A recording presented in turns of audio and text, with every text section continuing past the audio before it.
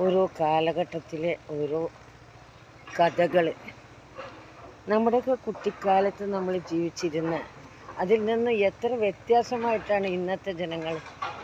ഇപ്പോൾ പരസ്പരം സ്നേഹമില്ല, കുട്ടികൾ തമ്മിൽ തന്നെ സ്നേഹബന്ധമില്ല, അവർ തമ്മിലില്ല, സാഹോദര്യ ബന്ധങ്ങളോ ഒന്നുമില്ല.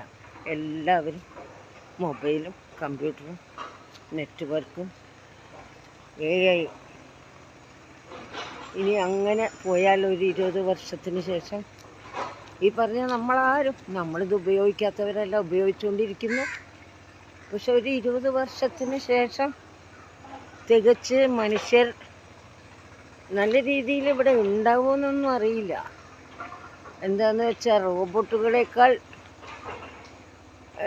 നമ്മളെ ഇൻ്റർനെറ്റ് അനുസരിപ്പിക്കുന്ന തരത്തിലുള്ള ഒരു ജീവിതമായി മാറും നമുക്കൊക്കെ.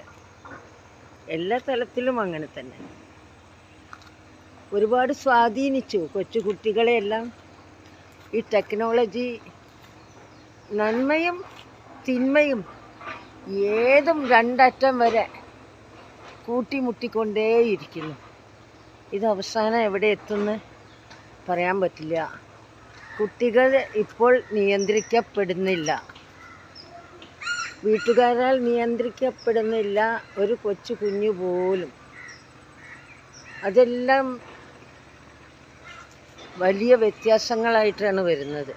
പണ്ട് കാലത്ത് ഈ തോട്ടുംകരയിൽ വകഭേദങ്ങളില്ലാതെ ഞാനും എൻ്റെ നാട്ടുകാരും ആൺകുട്ടികളും പെൺകുട്ടികളും ഒരുമിച്ച് ചാടിക്കളിക്കുന്ന ഒരു തോടായിരുന്നു അത്. ആ തോടിൻ്റെ വികാസം കണ്ടില്ലേ?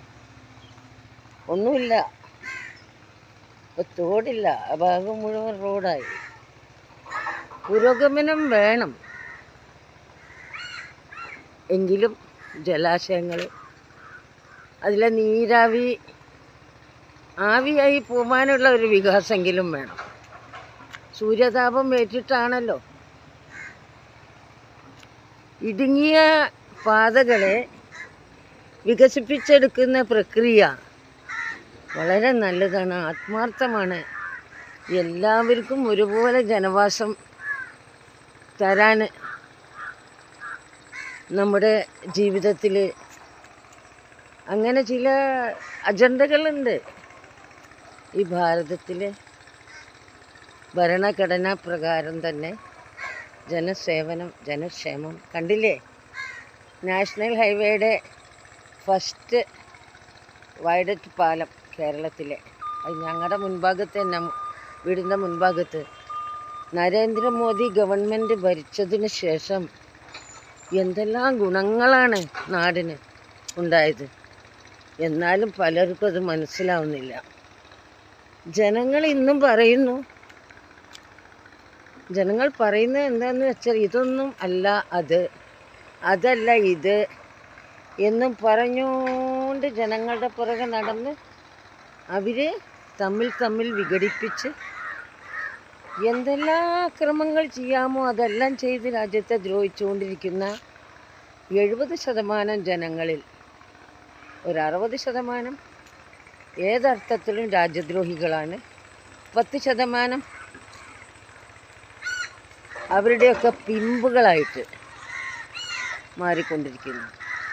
ജാതിയോ മതമോ കുലമോ ഒന്നും പറയുന്നില്ല. അതാണ് ഇപ്പോഴത്തെ അവസ്ഥ. എനിവേ, പ്രധാനമന്ത്രിക്ക് ബിഗ് സല്യൂട്ട്. എത്ര പ്രശ്നങ്ങളുണ്ടായാലും കേരളത്തിനെ വളരെ ശ്രദ്ധിക്കുന്നുണ്ട്.